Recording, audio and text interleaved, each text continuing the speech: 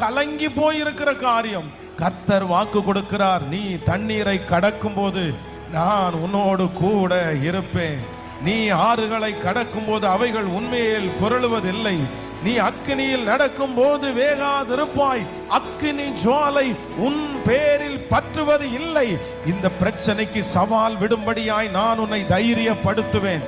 இந்த பிரச்சனைக்கு எதிர்த்து நின்று வெற்றி அடையும்படியாய் நான் உன்னை தைரியப்படுத்துவேன். கர்த்தராகிய ஆண்டவர் இந்த வார்த்தையை கொடுக்கிறார். மகளே, நான் உன்னை தைரியப்படுத்துவேன். மகனே, நான் உன்னை தைரியப்படுத்துவேன்.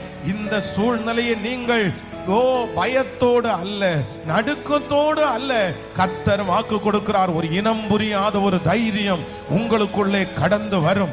அது மனுஷர் கொடுக்கிற தைரியம் அல்ல, உங்க உறவினர்கள் கொடுக்கிற தைரியம் அல்ல, அம்மா அப்பா கொடுக்கிற தைரியம் அல்ல. இது உன்னதத்திலிருந்து ஒரு பலன்.